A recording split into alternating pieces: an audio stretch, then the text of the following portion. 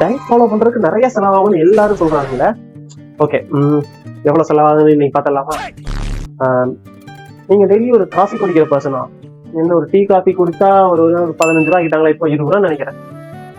Okay, இதுவே நீங்க தம்மு இல்ல ட்ரிங்க்ஸ் அடிக்கிற ஆளா இருந்தா டெய்லி ஒரு தம்மு, அப்புறம் வாரத்துக்கு ஒரு நாள் ஒரு சரக்கு நீங்க கணக்கு போட்டாலும் எப்படி பார்த்தாலும் ஒரு 500 ரூபா வந்துடும் வாரத்துக்கு, கரெக்டுங்களா? இதுவே நீங்க நான் தம் சிகரெட்லாம் அடிக்க மாட்டேன், நான் வந்து ஜூஸ் நல்லா குடிப்பேன் அப்படின்னு சொன்னீங்க, அந்த கூல் ட்ரிங்க்ஸ் அதெல்லாம் பாத்தீங்கன்னா அதுல ஒரு பாட்டிலுக்கு 10 ரூபா 5 ரூபா வரும். இல்ல நான் வந்து சாட் ஐட்டம்ஸ் நிறைய சாப்பிடுவேன், ஸ்ட்ரீட் ஃபுட் நிறைய சாப்பிடுவேன், பஜ்ஜி போட்டா காளான் அந்த மாதிரி சாப்பிடுவேன் அப்படின்னு பார்த்தா அதுவே பாத்தீங்கன்னா இப்போ 40 ரூபா 30 ரூபா வந்துடும். இதெல்லாம் நீங்க கூட்டி கழிச்சு பார்த்தாவே எப்படி பார்த்தாலும் உங்களுக்கு வீக்லி பாத்தீங்கன்னா ஒரு 1000க்கு மேல வந்துடும், கரெக்டுங்களா? இதுக்கு பதிலா நீங்க ஒரு டயட் இருக்கணும் அப்படின்னா நீங்க ரொம்ப ஸ்ட்ரிக்டாலாம் ஃபாலோ பண்ணலாம் கிடையாதுங்க.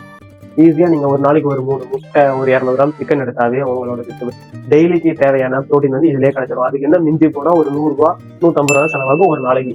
சோ இந்த மாதிரி சாப்பிட்டு சொல்லிட்டு ஒரு டயட் ஃபாலோ பண்ணாம இருக்க உங்க ஃப்ரெண்டுக்கு இந்த வீடியோ ஷேர் பண்ணிட்டு, மறக்காம நீங்களும் உங்கள் லைஃபுக்கு தேவையான தேவையில்லாத ஃபுட்டை சாப்பிடாம நல்ல ஃபுட்டை சாப்பிட்டு எப்படி ஹெல்த்தியா இருக்கணும்னு தெரிஞ்சுக்க என்னைய ஃபாலோ பண்ணிக்கோங்க.